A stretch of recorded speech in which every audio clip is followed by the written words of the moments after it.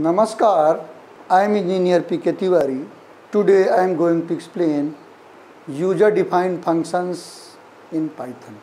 In previous video I have explained some initial part of user-defined functions, but some parts are left. So I am going to explain this. हमने आपको बताया था पिछले video में कि types of functions क्या होते हैं, फिर मैंने बताया था कि यूजर डिफाइंड फंक्शन क्या होते हैं, फिर मैंने बताया था फॉर्मल पैरामीटर और एक्चुअल पैरामीटर क्या होते हैं। तो उसमें हमने बताया था कि कैसे फंक्शन हम कॉल कर सकते हैं, कॉलिंग में कितने टाइप के पैरामीटर होते हैं, मीनिंग एक्चुअल पैरामीटर कितने होते हैं। तो इसमें मैंने बताया कि types of arguments are actual parameters. Types of arguments और एक्चुअल पैरामीटर्स तो कौन कौन से होते हैं?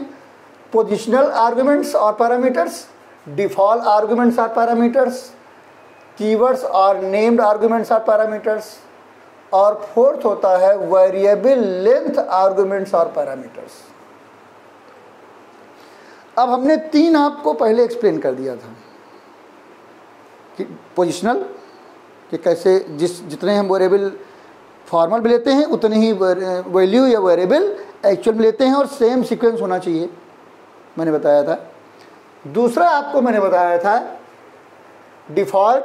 डिफ़ॉल्ट में क्या बताया था मैंने कि हम कुछ वेरिएबल्स की वैल्यू डिफ़ॉल्ट ले सकते हैं, लेकिन डिफ़ॉल्ट लेने में एक चीज़ क्या है कि हमेशा हो सकता हम सारी वैल्यू डिफ़ॉल्ट ले लें, सारे पैरामीटर की वैल्यू डिफ़ॉल्ट ले लें, लेकिन अगर कुछ डिफ़ॉल्ट है कुछ नहीं है तो हम क्या करेंगे, जो डिफ़ॉल्ट वैल्यू होगी वो राइट मोस्ट होगी, जिनकी वैल्यू डिफ़ॉल्ट नहीं दी है वो लेफ्ट में होंगी। इसी तरीके से जब हम चाहते हैं कि हम वैल्यू जिस सीक्वेंस में हमने पैरामीटर दिए हैं हमारी वैल्यू उसी सीक्वेंस में होना चाहिए, लेकिन हमें याद नहीं होता किस सीक्वेंस में हमारे वेरिएबल्स थे, तो हम क्या करते हैं, नेम्ड पैरामीटर दे देते हैं। नेम्ड या कीवर्ड जिसको बोलते हैं, हम नेम के साथ वैल्यू देते हैं तो क्या होता है फिर उसमें सीक्वेंस की ज़रूरत नहीं पड़ती, वो सीधे वैल्यू चली जाती है। तो फोर्थ टाइप का जो हमारा है वो क्या है, वेरिएबल लेंथ आर्ग्यूमेंट्स और पैरामीटर्स। तो इसमें क्या होता है कि जब हमें पहले से ना पता हो कितने हम वैल्यू लेना चाहते हैं, कितने पैरामीटर पास करना चाहते हैं, तो हम क्या करते हैं, जो हमारा फॉर्मल पैरामीटर है उसकी स्टार्टिंग हम एस्टिक से कर देते हैं। किससे कर देते हैं? एस्टिक से कर देते हैं। तो जब हम एस्टिक से स्टार्टिंग कर देते हैं उसके बाद हम एक टपल नेम देते हैं। तो जो वैल्यू हम देते हैं, हम चाहें तो एक भी पैरामीटर न दें कॉलिंग में, when we call function we never give any parameter, कोई भी हम आर्गूमेंट न दें तब भी चलेगा, यानी हमारा जो टपल होगा वो एम्प्टी होगा। हम एक दे सकते हैं, दो दे सकते हैं, तीन, जितनी चाहें वैल्यू हम दे सकते हैं। तो हमारे पास ऑप्शन हो जाता है कि हम जितने चाहें उतने पैरामीटर दें when we call the function. तो देखिए इसमें मैंने क्या किया है, मैंने एक छोटा सा क्या है, variable length argument. Variable length argument are declared with asterisk in Python. Asterisk लगाते हैं, यानी मल्टीप्लिकेशन साइन जो होता है जिसको बोलते हैं एस्टिक बोलते हैं। अब इसका सिस्टम क्या है, कैसे वर्क करता है, डेफ, कोई भी फंक्शन हो डिफाइन करना है तो डेफ लगाते हैं, डेफ से शुरुआत होती है। उसके बाद क्या होगा, फंक्शन नेम होगा, और जो हमारा फॉर्मल पैरामीटर है वो उसकी स्टार्टिंग किससे होगी, एस्टिक से होगी, और एस्टिक के बाद एक क्या होगा, टपल नेम होगा। कोई भी टपल नेम ले सकते हैं आप, टपल नेम होगा और कोलन होगा। उसके बाद क्या होगा, बॉडी ऑफ फंक्शन होगा, हमारा क्या होगा, बॉडी ऑफ फंक्शन। ये फंक्शन डेफिनेशन है हमारी। अब इसका एक छोटा सा एग्जांपल है, देख लीजिए। अब इसमें क्या किया है हमने एक छोटा सा फंक्शन बनाया, सम नाम का फंक्शन है। तो हमने क्या लिखा, डेफ सम एस्टिक टी कोलन, और हमने यहाँ क्या किया है, एस इज इक्वल टू 0 किया है और लिखा फॉर ए इन टी। अब टी क्या है, जो वैल्यू आएगी वो किस में आएगी, टपल में आएगी। Tuple is also a sequence. Tuple क्या होता है, एक सीक्वेंस होता है, और हम फॉर लूप के साथ कोई भी सीक्वेंस दे सकते हैं।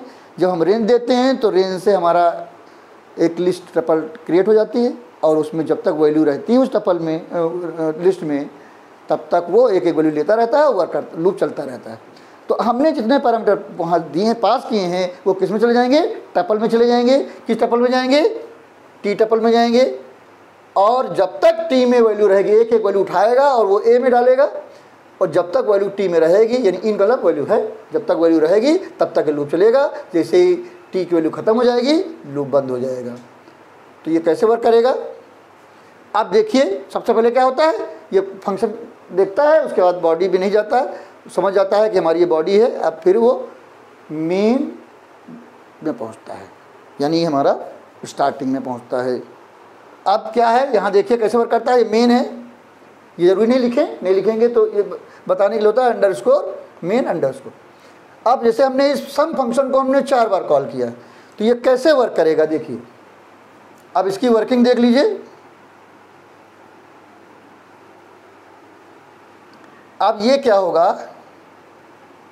ये वर्किंग कैसे होगी। जैसे हमने पहली बार सम कॉल किया, तो जब हमने सम कॉल किया कोई वैल्यू नहीं दी, तो कोई वैल्यू जब नहीं दी तो टी में टी हमारा क्या होगा, टी टपल जो होगा, टपल हमारा हो जाएगा पहली बार टी हमारा हो जाएगा नल टपल।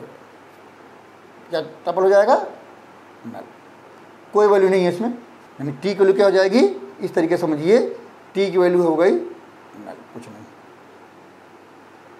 अब जब सम फंक्शन कॉल हुआ, यहाँ है, यहाँ पर टी में कुछ नहीं है, कोई वैल्यू नहीं है, नल है, एस 0 हुआ। अब यहाँ किया ए इन टी, तो ये टी में कुछ है ही नहीं, तो लूप चलेगा ही नहीं, तो प्रिंट करेगा सम। तो हमारा आउटपुट क्या आएगा, हमारा आउटपुट आएगा सम इज,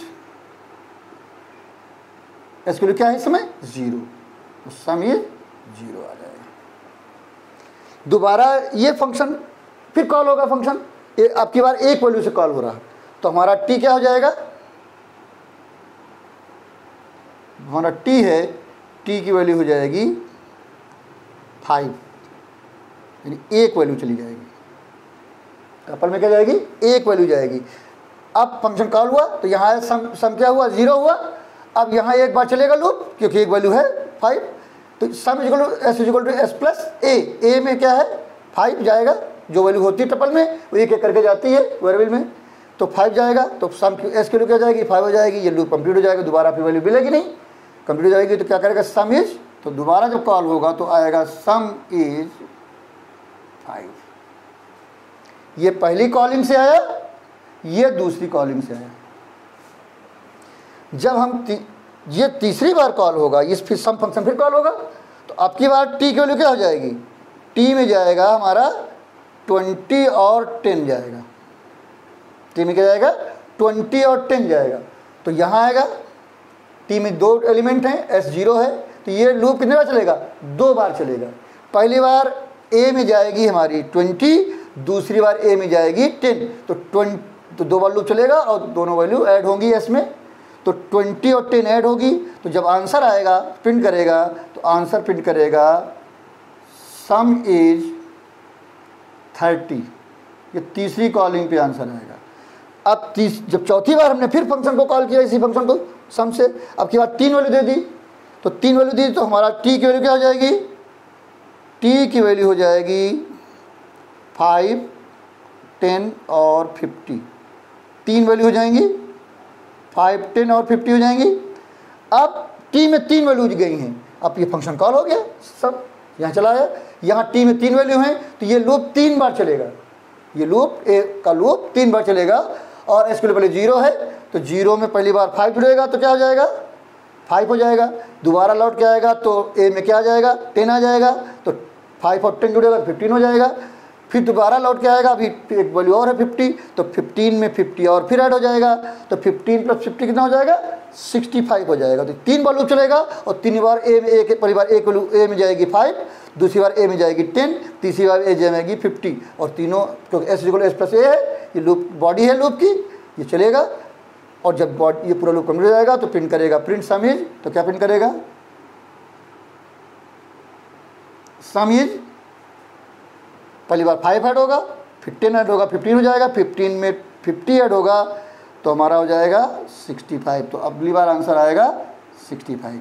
ये फंक्शन 4 बार रन हुआ है, तो पहली बार बगैर वैल्यू के रन हुआ, दूसरी बार एक वैल्यू पास किया है, तीसरी बार 2 पास किया है, अगली बार 3 पास किया है। ऐसे जितनी वैल्यू चाहे हम पास कर सकते हैं। जितनी वैल्यू हम पास करेंगे वो यहाँ जो वेरिएबल होगा that is called tuple, tuple में वैल्यू चली जाएगी। फिर हम अंदर कोई भी प्रोसेस टपल में कर सकते हैं, जो प्रोसेस हम करना चाहें उसके अंदर कर सकते हैं। तो ये कॉन्सेप्ट है हमारा वेरिएबल लेंथ आर्गुमेंट, यानी हम जितने चाहें वैल्यू पास कर सकते हैं when we call the variable length function. Variable length function में जो हमारा फॉर्मल पैरामीटर है उसकी स्टार्टिंग किससे होगी? एस्टिक से होगी। तो अब we can call this function by passing any number of argument. हम कितने भी नंबर ऑफ आर्गुमेंट पास कर सकते हैं। All values stored in the form of tuple, और सारी वैल्यू किस में जाएंगी? उस टपल में जाएंगी। और उसके बाद टपल में वैल्यू चली गई। अब वो टपल आपके पास है टी। अब इस जो फंक्शन है फंक्शन की बॉडी में जो प्रोसेस हम कर रहे होंगे उसके हिसाब से काम होगा। जैसे यहाँ हम क्या कर रहे हैं, जो टपल वैल्यू आ रही है सबको हम एक एक करके जोड़ रहे हैं, यानी सम कर रहे हैं और सम प्रिंट कर रहे हैं। तो उसके लिए 4 बार हमने फंक्शन कॉल किया है, तो 4 बार वैल्यू प्रिंट हुई। पहली बार बगैर वैल्यू के तो 0 आएगा, दूसरी बार 5 प्रिंट दिया तो सम का आंसर क्या आएगा? 5 आएगा। तीसरी बार 2 वैल्यू दी तो दोनों को जोड़ आएगा 30 आएगा। तीसरी बार हमने 3 दिया तो तीनों का सम होगा तो कितना आएगा? 65 आएगा। तो ये कॉन्सेप्ट है हमारा वेरिएबल लेंथ आर्गुमेंट्स। अगला है पासिंग लिस्ट टू फंक्शंस। जैसे हम सिंपल वेरिएबल पास करते हैं, जैसे हम सिंपल वेरिएबल पास करते हैं वैसे हम लिस्ट भी पास कर सकते हैं। यानी कि हम म्यूटेबल और इम्यूटेबल किसी भी टाइप की वैल्यू पास कर सकते हैं। हम रेफरेंस टाइप वैल्यू भी पास कर सकते हैं, सीक्वेंसेस पास कर सकते हैं। तो जो हम चाहें हम फंक्शन में पास करते हैं। जैसे हम सिंपल वैल्यू पास करते हैं वैसे ही हम लिस्ट पास कर सकते हैं, और फिर उस लिस्ट के उस फंक्शन के अंदर हम उस लिस्ट पे कोई भी प्रोसेस कर सकते हैं। तो इनके बहुत सारे एग्जांपल्स बनते हैं, आप उनको देख सकते हैं, कर सकते हैं। तो हम लिस्ट भी फंक्शन में पास कर सकते हैं, यानी किसी भी टाइप का डेटा हम फंक्शन में पास कर सकते हैं और यूज कर सकते हैं। तो वही चीज़ है, a list can be passed argument to a function similar to passing normal variable argument to a function. जैसे नॉर्मल पास करते हैं वैसे हम लिस्ट भी पास कर सकते हैं, वैसे हम लिस्ट नहीं पास कर सकते हैं। किसी भी टाइप का पैरामीटर हम पास कर सकते हैं, फिर उसके अंदर वहाँ हम उस पर प्रोसेस कर सकते हैं। अब क्या है, using multiple argument types to together. जैसे जो बहुत सारे टाइप के आर्गुमेंट्स होते हैं उनको हम एक साथ भी यूज कर सकते हैं। एक ही फंक्शन में एक ही पैरामीटर फंक्शन है, उसमें कई टाइप के पैरामीटर हो सकते हैं। हमारा सीक्वेंस जो है पोजिशनल वाला भी हो सकता है, नेम्ड भी हो सकता है, और हमारा डिफ़ॉल्ट भी हो सकता है। तो जो कुछ भी हम हर कई टाइप के पैरामीटर एक साथ भी यूज कर सकते हैं। Python allows us to combine multiple argument type in function call. हम फंक्शन कॉल में मल्टीपल टाइप की वैल्यू पास कर सकते हैं, यूज कर सकते हैं। इन जो हमारे 3 पहले हमने बताए थे, पोजिशनल, डिफ़ॉल्ट और कीवर्ड और नेम्ड, ये तीनों कंबाइंड फंक्शन में पैरामीटर हो सकते हैं। लेकिन याद रखना पड़ेगा कि जो डिफ़ॉल्ट है हमेशा लास्ट में होना चाहिए। उसके बाद हम आते हैं returning values from functions. Functions in Python में और may not return a value. जो फंक्शन होता है, कोई भी फंक्शन कोई वैल्यू रिटर्न कर सकता है। जब हम रिटर्न नहीं देंगे तो नन रिटर्न होता है, और जब हम रिटर्न देते हैं तो उस रिटर्न के साथ जो कुछ भी देते हैं उसके हिसाब से रिटर्न होती है। हम रिटर्न के साथ वेरिएबल दे सकते हैं, हम रिटर्न के साथ आइडेंटिफायर यानी वेरिएबल दे सकते हैं, हम रिटर्न के साथ लिटरल दे सकते हैं, हम रिटर्न के साथ एक्सप्रेशन दे सकते हैं, और हम चाहें तो एक साथ कई वैल्यू रिटर्न कर सकते हैं। पाइथन अलाउ करता है कि एक रिटर्न के साथ हम कई वैल्यू रिटर्न कर सकें, एक साथ हम कई वैल्यू भी रिटर्न कर सकते हैं। और उनको रिटर्न करने में हम 2 तरीके से उनको एक्सेप्ट कर सकते हैं, ले सकते हैं। एक तरीका है कि हम सबके लिए जितनी वैल्यू रिटर्न हो रही हैं सबके लिए हम वेरिएबल ले लें और इक्वल लगा दें, फिर फंक्शन कॉल कर लें। दूसरा तरीका है कि एक वेरिएबल लें, वो क्या होता है जो वैल्यू रिटर्न होती है वो सब क्या चली जाती हैं, टपल में चली जाती हैं। मान लिया कई value 4 5 value 3 value 2 value return हो रही हैं एक साथ, तो हम अगर एक ही वेरिएबल अगर यूज कर रहे हैं तो जो वेरिएबल होगा वो एज ए टपल वर्क करेगा और सारी वैल्यू उस टपल में स्टोर हो जाएंगी और रिटर्न हमारा स्टेटमेंट काम करता है। अगर हमें रिटर्न करना है फंक्शन से वैल्यू तो हम रिटर्न से वैल्यू रिटर्न करेंगे।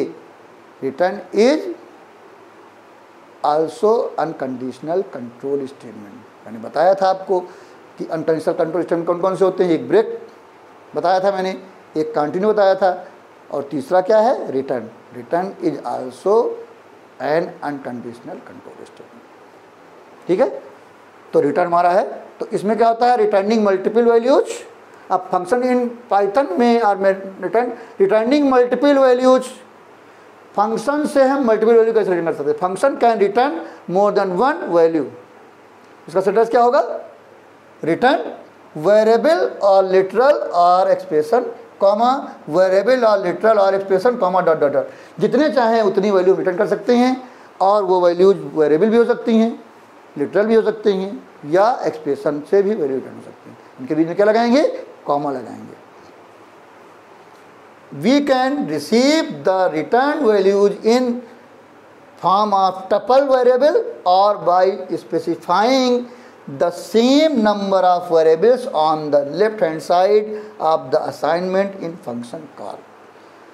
हम दो तरीके से वैल्यू, अगर बहुत सारी वैल्यू रिटर्न हो रही हैं, बहुत सारी वैल्यू रिटर्न हो रही हैं फंक्शन से, किसी एक फंक्शन से बहुत सारी, तो दो तरीके से हम ले सकते हैं। एक तरीका क्या है, एक वेरिएबल ने तो सारी वैल्यू उस वेरिएबल में चली जाएंगी, वो वेरिएबल क्या होगा, एज ए टपल काम करेगा, उसमें सारी वैल्यू स्टोर होंगी। जब उसको प्रिंट करेंगे तो सारी value as a tuple print हो जाएंगी। अब दूसरा तरीका क्या है, अलग अलग हम वेरिएबल ले लें और उनमें स्टोर करें। तो दोनों तरीके से हमने बताया है कैसे देखिए वर्क करता है। जैसे एक छोटा सा एग्जांपल मैंने बताया है, टेफ कैलकुलेशन ए कॉमा बी, यानी हमने दो वेरिएबल, दो फॉर्मल पैरामीटर हैं। ये दोनों क्या हैं, ए और बी, दो फॉर्मल पैरामीटर हैं और हमने एक रिटर्न लगाया है। रिटर्न में कितनी वैल्यू रिटर्न कर रहे हैं, 1 2 3 4 5 और पांचों के पांचों क्या हैं, एक्सप्रेशन है। हम वेरिएबल भी ले सकते हैं, उससे पहले हम क्या करते, पहले यहाँ सॉल्व कर लिख लेते, वेरिएबल में स्टोर कर लेते, तब यहाँ रिटर्न करते। हम या सीधे वैल्यू कांस्टेंट भी रिटर्न कर सकते हैं। तो यहाँ पर क्या रिटर्न हो रहा है, एक्सप्रेशन से वैल्यू रिटर्न हो रही है। अब यहाँ पर क्या है, रिटर्न ए इंटू बी लिखा हुआ है, ए बाई बी लिखा है, ए मॉडुलस बी लिखा है, ए प्लस बी लिखा है, ए माइनस बी लिखा है। अब यहाँ ये तो हमारा फंक्शन है, तो सबसे पहले क्या होगा, ये रन होता है। अब यहाँ पर क्या होगा, कैसे वर्क करेगा, देखिए ये कैसे वर्क करेगा। सबसे पहले क्या होगा, 5 और ये फंक्शन जो है हमारा टी कैलकुलेशन फंक्शन यानी कैलकुलेटर फंक्शन यहाँ है। ये कैलकुलेटर फंक्शन क्या होगा, 5 और 2 से कॉल होगा। इसका मतलब क्या होगा, ए में चला जाएगा 5 और बी में चला जाएगा 2। ये पोजिशनल है, फंक्शन कॉलिंग जो हो रही पोजिशनल से है। तो दो वेरिएबल हैं दोनों, तो पहली वैल्यू 5 चली जाएगी ए में और 2 चली जाएगी बी में, मैंने बताया था। तो 5 जाएगा ए में और 2 चली जाएगी बी में, तो ए में 5 और बी में 2 चली गई। अब यहाँ वर्क करेगा तो क्या होगा, क्या होगा, ए इंटू बी होगा। ए इंटू बी का मतलब क्या है, 5 इंटू 2 10। तो पहली वैल्यू क्या होगी, ये टी है, तो टी जो हमारा बनेगा, तो टी बनेगा, टी में क्या जाएगी, टी में जाएगी पहली वैल्यू ए इंटू बी यानी 5 इंटू 2 क्या जाएगी 10। फिर दूसरी value a by b, a by b जो जाएगी वो क्या होगा, 5/2 होगा, तो क्या जाएगी 2.5। फिर तीसरी जाएगी ए मॉडुलस बी यानी रिमाइंडर, तो जब 5 से 2 डिवाइड करेगा तो 1 आएगा, तो तीसरी जाएगी 1। फिर चौथी जाएगी ए प्लस बी, तो 5 प्लस 2 यानी 7। फिर चौथी जाएगी ए माइनस बी, तो 5 माइनस 2 यानी 3। ये इतनी वैल्यू गई। फिर हमने क्या कहा, यहाँ कहा प्रिंट टी, हमने क्या कहा, प्रिंट टी। अब जब हमने यहाँ प्रिंट टी कहा तो क्या होगा, आउटपुट आएगा। आउटपुट जो आएगा वो क्या आएगा, 10, 2.5, 1, 7 और 3 आ जाएगा। अब यहाँ देखिए, जब हम ये फंक्शन को कॉल करेंगे, दोबारा हम फिर कॉल कर रहे हैं, MDRSK इज इक्वल टू, यही फंक्शन कैलकुलेटर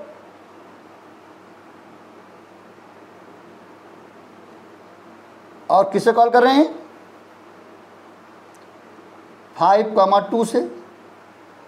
कैलकुलेटर फंक्शन हमने कॉल किया 5,2 से, तो क्या होगा, यहाँ कैसे वर्क करेगा, पहली वैल्यू m में जाएगी, पहली वैल्यू किस में जाएगी, यानी कितने वेरिएबल हैं हमारे, m, d, r, s और k। तो m में जाएगी 10, d में जाएगी 2.5, r में जाएगी 1, s में जाएगी 7 और k में जाएगी 3। जब ये प्रिंट होगा, यहाँ प्रिंट लगाया हमने, तो क्या प्रिंट होगा, 10 और एक स्पेस 2.5, फिर 1, फिर 7, फिर 3। तो यहाँ पर दोनों तरीके से वैल्यू हमारी आई। क्या हुआ, हमने जो कैलकुलेटर फंक्शन कॉल किया 5 और 2 से, तो 5 चली गई ए में, दोबारा भी हमने वही उसी ने वैल्यू से कॉल किया, दिखाने के लिए कैसे वर्क करता है सेम वैल्यू से। तो हमने यहाँ पर कॉल किया 5 और 2 से, तो 5 और 2 ए और बी में गई। यहाँ पर भी हमने कॉल किया कैलकुलेटर 5 और 2 से, तो 5 और 2 ए पे 5 गई और बी में 2 गई, और उससे कैलकुलेशन तो आप इस वाले में क्या किया था, हमने एक वेरिएबल यूज़ किया था, तो सारी की सारी वैल्यू टपल में चली गई। जब प्रिंट किया टपल, तो टपल की तरह प्रिंट हुआ। लेकिन दूसरी बार जब हमने कॉल किया फंक्शन, तो सबके लिए अलग अलग वेरिएबल यूज़ किया, m, d, r, s, k। तो क्या हुआ, 3 वैल्यू, जो इसकी वैल्यू m में जाएगी, इसकी वैल्यू d में जाएगी, इस वाले की वैल्यू r में जाएगी, इस वाले की वैल्यू s में जाएगी, और लास्ट वाले की वैल्यू k उसी सीक्वेंस में जाएगी। जिस सीक्वेंस में वेरिएबल्स हैं उसी सीक्वेंस में इनकी वैल्यू रिटर्न होगी। यहाँ पर 5 एक्सप्रेशन है रिटर्न के साथ, तो 1, 2, 3, 4, 5, इसलिए हमने 5 वेरिएबल लिया, 1, 2, 3, 4, 5। तो जिस सीक्वेंस में ये वहाँ से रिटर्न होगी, उन्हीं सीक्वेंस वाले वेरिएबल में जाएगी। और हमने इनको प्रिंट करा दिया, तो क्योंकि कॉमा लगा हुआ है, इसलिए एक एक गैप के बाद ये वैल्यू प्रिंट होगी। तो ये वर्क है, ये तरीका है हमारा जब हम एक साथ कई वैल्यू रिटर्न करते हैं। तो हम फंक्शन से एक साथ कई वैल्यू भी रिटर्न कर सकते हैं। उसके लिए जिसमें हम स्टोर कर रहे हैं वेरिएबल, अगर एक दिया हुआ है तो एज ए टपल स्टोर होगी, उसमें एक ही वेरिएबल में सारी वैल्यू स्टोर हो जाएंगी पेरेंट्स के साथ। और जब हम प्रिंट करेंगे टपल, या आगे उसको प्रोसेस भी कर सकते हैं, जैसा चाहे वैसा वर्क कर सकते हैं। और अगर हम चाहें तो जितनी वैल्यू वहाँ से रिटर्न हो रही है उतने वेरिएबल हम ले लें कॉमा लगा के, तो सारी वैल्यू उस सीक्वेंस में स्टोर हो जाएंगी, जैसे इसमें किया है। पहली बार हमने टी में डाला है, तो सारी वैल्यू टी में चली गई एज ए टपल। और दूसरी बार जब कॉल किया है कैलकुलेटर फंक्शन, तो 5 वैल्यू यहाँ से रिटर्न हो रही है, इसलिए 5 वेरिएबल यहाँ लिया है, पाँचों जिस सेकंड में यहाँ रिटर्न हो रही है उसी सेकंड में इन वेरिएबल में जाएंगी, और हमने प्रिंट किया तो उनको उसी सेकंड में प्रिंट किया। ये तरीका हमारा है। आगे क्या है, तो ये हमारा इस तरीका है कि हम एक फंक्शन से एक साथ कई वैल्यू रिटर्न कर सकते हैं। उसके बाद क्या है, scope of variables in Python. Scope of variable in Python का मतलब है कि जो हमारा कोई वेरिएबल है या कोई नेम है हमने लिया है, उसका स्कोप कहाँ कहाँ रहेगा। That is called scope of variables. यानी क्या मतलब है, scope of variables refer to the part of the program where it is visible और एक्सेसिबल। कहाँ कहाँ ये विजिबल रहेगा, नहीं एक्सेसिबल रहेगा, कहाँ एक्सेसिबल नहीं रहेगा। In general there are 2 types of scope of variables. In general 2 तरीके का होता है, एक होता है लोकल स्कोप, एक होता है global scope. Local scope and global scope. अब ग्लोबल स्कोप का मतलब है कि उसका स्कोप पूरे प्रोग्राम में रहेगा, सब तरफ रहेगा, वो ग्लोबल है।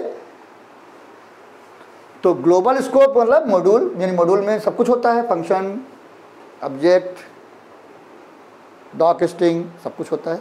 मॉड्यूल में सब कुछ हो सकता है, तो पूरे में रहेगा। और लोकल का मतलब है विद इन फंक्शन, किसी एक पर्टिकुलर एरिया में जब इसका स्कोप रहे, उसके बाद उसका स्कोप ना रहे, दिस इज कॉल्ड लोकल। और local variable is more powerful then global. इस तरीके से समझिए कि जैसे आप किसी कॉलोनी में रहते हैं, जहाँ रहते हैं वहाँ आप ज़्यादा पावरफुल हैं क्योंकि वहाँ के आप लोकल हैं, और जहाँ आप नहीं रहते वहाँ पावरफुल नहीं है, वहाँ उतना पावर नहीं आपका होता। जिस एरिया में आप रहते हैं वो लोकल एरिया आपका है, वहाँ ज़्यादा आपका पावर चलता है। तो वही चीज़ वेरिएबल में होता है। तो local is more powerful then global. जैसे मान लिया कोई किसी से कोई बहस हो गई आपकी बाहरी आदमी से, तो आपकी कॉलोनी में आके आपसे गड़बड़ नहीं कर सकता, क्योंकि आप वहाँ ज़्यादा वो बाहरी आदमी क्या है, ग्लोबल है, लेकिन वो यहाँ आपके कॉलोनी में आके उसका पावर कम हो जाएगा, क्योंकि आपकी कॉलोनी है, वहाँ पर आप लोकल हैं, इसलिए आपका पावर ज़्यादा है। तो local is more powerful then global, ये कॉन्सेप्ट है। तो इसमें क्या है, ग्लोबल स्कोप। और तो ग्लोबल स्कोप में क्या है, variable define in the main program top level segment. Top level segment, जैसे यहाँ पर टॉप लेवल सेगमेंट क्या है, टॉप लेवल सेगमेंट ये है, ये पोर्शन टॉप लेवल सेगमेंट होता है, जहाँ मेन होता है। ये फंक्शन है, ये फंक्शन है, और ये टॉप लेवल सेगमेंट है। इससे ये है, ये फंक्शन है, तो ये वेरिएबल्स जहाँ ये सब हैं ये लोकल हैं, और यहाँ पर जो वेरिएबल यूज हो रहे हैं ये ग्लोबल हैं। इस तरीके अभी हम एग्जांपल बताएंगे आपको। तो क्या है, a variable defined in the main program top level segment और डायरेक्टली इन द इंटरप्रेटर। जैसे हम कभी कभी हम पूरा प्रोग्राम नहीं बनाते हैं, हम सीधे इंटरप्रेटर में वैल्यू देते से हमने कहा ए इक्वल टू 20, एंटर मार दिया तो ए इक्वल टू 20 चली गई। फिर हम कहें ए, तो क्या होगा, ए प्रिंट हो जाएगा, फिर वो पड़ा रहेगा ए। हम आगे कहीं यूज आगे लिखें, हम कहें ए प्लस 30, और जैसे एंटर मारेंगे तो जो 20 गया है 20 जुड़ जाएगा, यानी वो उसका स्कोप बना हुआ है, क्योंकि आपने सीधे इंटरप्रेटर में वैल्यू दी है, तो वो भी एक ग्लोबल वैल्यू होती है। तो ये क्या है, a variable defined in the main program top level segment और directly in the interpreter, it is usable inside the whole program and all blocks within the program. हर जगह उसका स्कोप रहता है। लोकल वेरिएबल क्या है, local scope क्या है, variable defined with in function और इन लूप।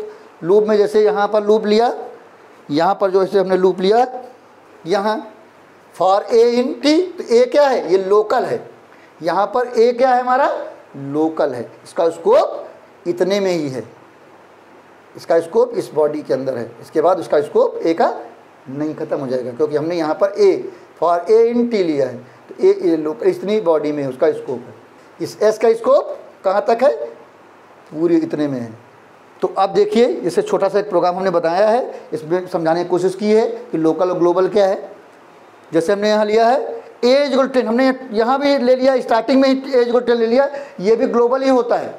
अब यहाँ फंक्शन है, अब फंक्शन के अंदर हमने यहाँ एक्स और वाई पास किया, तो ये लोकल हैं, ये लोकल हैं, इस फंक्शन के लिए यूज हैं, इनका स्कोप बाहर नहीं है कहीं, ये भी लोकल ही हैं।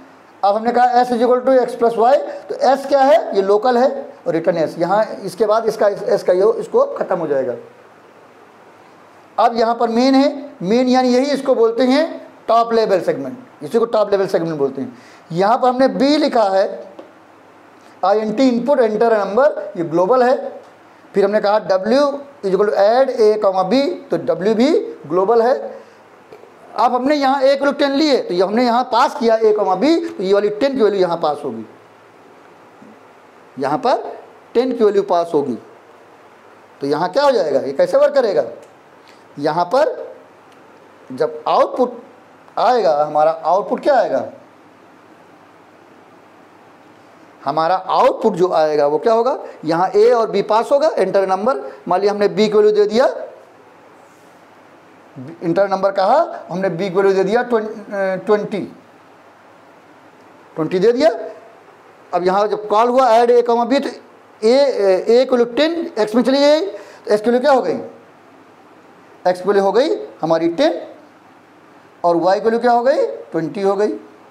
क्योंकि ए की वैल्यू गई x में और b की वैल्यू गई y में।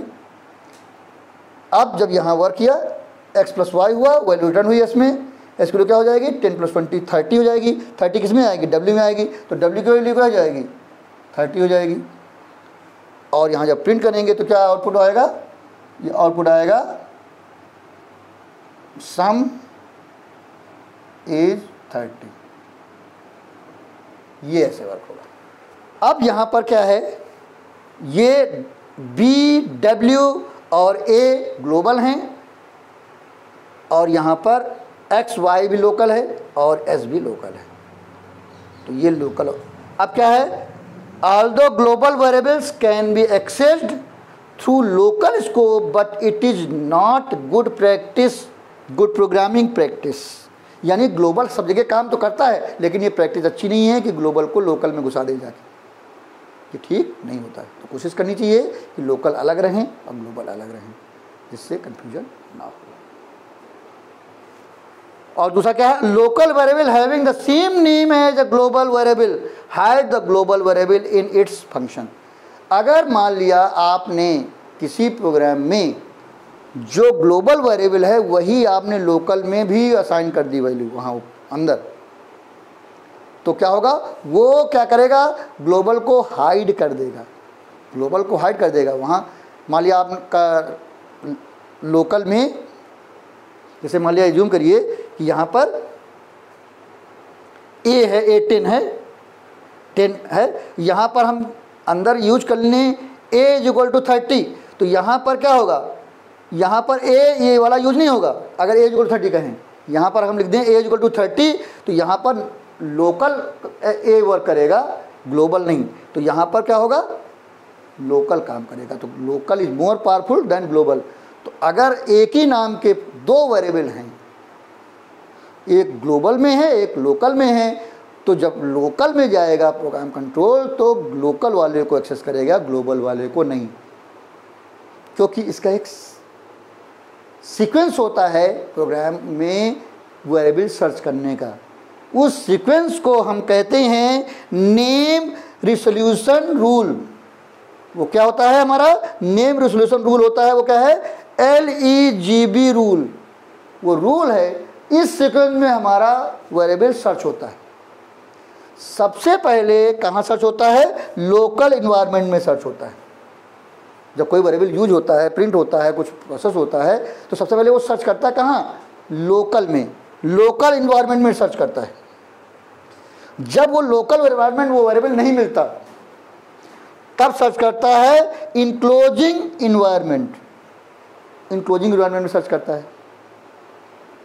तब जैसे मान लिया लूप चल रहा है, जूम करिए कि यहाँ लूप चल रहा है, यहाँ पर ए है, यहाँ कुछ और वेरिएबल ले लें, जैसे हमने यहाँ एस लिया।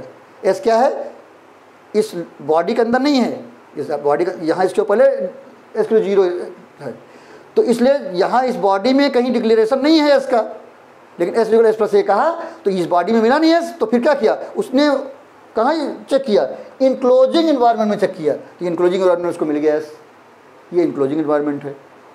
तो सबसे पहले कहाँ चेक करता है, लोकल में। जब लोकल में नहीं मिलता है तो इनक्लोजिंग इन्वायरमेंट चेक करता है, यानी उसके ऊपर चेक किया तो मिल गया एस, तो उसको वर्क कर जाएगा। जब वहाँ भी नहीं मिलेगा तब वो ग्लोबल में जाके चेक करेगा कि वो ये जो वेरिएबल यूज हो रहा है ग्लोबल में है कि नहीं। पहले लोकल में नहीं मिलेगा तो इनक्लोजिंग इन्वायरमेंट में, जब इनक्लोजिंग नहीं मिलेगा तो ग्लोबल में, जब ग्लोबल में नहीं मिलेगा तो फिर चेक करेगा बिल्ट इन इन्वायरमेंट। जो हमारे बहुत सारे फंक्शन होते हैं, बहुत सारे लिटरल्स होते हैं जो बिल्ट इन होते हैं, जैसे फंक्शन है हमारे बिल्ट इन होते हैं, वैसे वेरिएबल भी, नेम भी बिल्ट इन होते हैं। तो वहाँ सर्च करेगा, वहाँ मिल जाएगा तो उसकी वैल्यू लेके वापस आ जाएगा और उस पर वर्क करेगा। जब वहाँ भी नहीं मिलेगा तब वो एरर प्रोड्यूस करेगा। यानी ये सीक्वेंस है सॉल्व करने का। नेम रिसोल्यूशन रूल है क्या, LEGB रूल, ये LEGB रूल है। सबसे पहले जब वर्क करेगा, कोई चीज़ यूज हो रही है, कैलकुलेशन में आ रही है या प्रिंटिंग में आ रही है, तो वो पहले चेक करेगा लोकल में। जब लोकल में नहीं मिलेगा तो उसके इनक्लोजिंग इन्वायरमेंट में चेक करेगा। जैसे यहाँ, जैसे ये लोकल है, यहाँ नहीं मिला, लूप के अंदर ए और केवल है, तो नहीं मिला, एस को सर्च किया, उसके क्लोजिंग इन्वायरमेंट में मिल गया। जब यहाँ भी नहीं मिलता तब यहाँ ग्लोबल में चेक करता, ग्लोबल से उठाता। जब ग्लोबल में नहीं मिलेगा तो कहाँ चेक करेगा, बिल्ड इन एनवायरनमेंट में चेक करेगा, वहाँ से उठाएगा। जब वहाँ भी नहीं मिलेगा तब वो एरर प्रोड्यूस करेगा, तब वो एरर प्रोड्यूस करेगा। ये कॉन्सेप्ट है। और अगर आप चाहते हैं कि जैसे हम जो ग्लोबल वाली वैल्यू ही फंक्शन के अंदर यूज हो, फंक्शन के अंदर हम यूज कर लिखें, क्योंकि हम जैसे फंक्शन के अंदर कोई असाइन करेंगे वैल्यू सेम नाम का, तो क्या हो जाएगा, वो लोकल वेरिएबल की तरह काम करेगा। अगर हम ऐसा चाहते हैं तो उसके लिए हम क्या करेंगे, ग्लोबल कीवर्ड होता है, हम फंक्शन के अंदर लिख दें ग्लोबल और वही वेरिएबल लिख दें, ग्लोबल और वही वेरिएबल लिख दें। उसके बाद हम वैल्यू असाइन करें उसमें, तो फिर लोकल में नहीं असाइन होगा, ग्लोबल में असाइन होगा। तो ये कॉन्सेप्ट है हमारा। तो हम ग्लोबल कीवर्ड यूज करके फंक्शन के अंदर ग्लोबल वेरिएबल को यूज कर सकते हैं। तब क्या होगा, वो जो हम वेरिएबल असाइन करेंगे, वैल्यू असाइन करेंगे, वो लोकल नहीं बनेगा, वहाँ वो लोकल वेरिएबल नहीं बनेगा, ग्लोबल ही बनेगा। जैसे हम यहाँ है, हमारा ये a जो 10 है, हम यहाँ अंदर कह दें ग्लोबल a, इसके यहीं अंदर कह दें ग्लोबल a, फिर अब a में कोई असाइन करें तो क्या होगा, ये जो बाहर a है उस पर प्रोसेस होगा, यहाँ नया a नहीं क्रिएट होगा, लोकल a क्रिएट नहीं होगा। ये कॉन्सेप्ट है हमारा। तो प्लीज़ टेक स्क्रीनशॉट। तो आज हमने आपको बताया types of arguments are actual parameters, उसमें हमने वेरिएबल लेंथ आर्गुमेंट के बारे में बात की, फिर हमने बात किया पासिंग लिस्ट टू फंक्शंस, फिर using multiple argument types together, फिर हमने बात किया रिटर्निंग वैल्यूज फ्रॉम फंक्शन, फिर हमने बात किया कि कैसे बहुत सारी वैल्यू रिटर्न कर सकते हैं एक साथ फंक्शन में और उनको कैसे स्टोर करेंगे। फिर हमने बात किया scope of variables in Python, यानी लोकल और ग्लोबल के बारे में, फिर लोकल कैसे वर्क करता है, ग्लोबल कैसे वर्क करता है, उसके बारे में बात की। फिर हमने रूल बताया, LEGB रूल, पहले लोकल, फिर इंक्लोजिंग एनवायरनमेंट, फिर ग्लोबल, फिर बिल्ट इन फंक्शन। तो आपको ये वीडियो कैसा लगा? अगर अच्छा लगा तो तुरंत लाइक कर दीजिएगा। अगर कुछ प्रॉब्लम है, कुछ पूछना चाहते हैं, तो आप कमेंट बॉक्स में जाके अपनी प्रॉब्लम पूछ सकते हैं। आप चाहें तो हमारे सोशल मीडिया में जाके भी प्रॉब्लम लिख सकते हैं, उसके लिंक्स आपको डिस्क्रिप्शन में मिल जाएंगे। अगर आपने हमारे चैनल को सब्सक्राइब कर दिया है तो अच्छी बात है, अगर अभी तक नहीं किया है तो तुरंत से सब्सक्राइब करें। और जब आप सब्सक्राइब करते हैं तो बगल में बेल आइकन रहता है, उसमें क्लिक करके ऑल कर दें, जिससे क्या होगा, इससे पहले जितने वीडियो आ चुके हैं उसकी भी इंफॉर्मेशन आपको मिल जाएगी और जो नए नए वीडियो आते रहेंगे उसकी भी इंफॉर्मेशन आपको मिलती रहेगी। अगर आपने पहले सब्सक्राइब कर रखा तो बार बार सब्सक्राइब करने की ज़रूरत नहीं है, एक बार सब्सक्राइब कर दिया वो सफिशिएंट है। फिर आपको क्या करना है, वीडियो देखना है, नॉलेज गेन करनी है और अपने नियर डियर को शेयर करना है। और आप लोगों से हमारी रिक्वेस्ट है कि जब भी वीडियो देखें पूरा वीडियो देखें, अधूरा वीडियो देखने से कन्फ्यूजन रहता है। जैसे आपने कोई वीडियो देखा, थोड़ा देखा उसका छोड़ दिया, तो क्या होगा, आप कन्फ्यूज रहेंगे। इसलिए हम पूरे वीडियो में कहीं ना कहीं कुछ नई बात ज़रूर बताते हैं। तो जब भी वीडियो देखें पूरा वीडियो देखें। अगले वीडियो में हम फिर मिलेंगे। Thank you very much.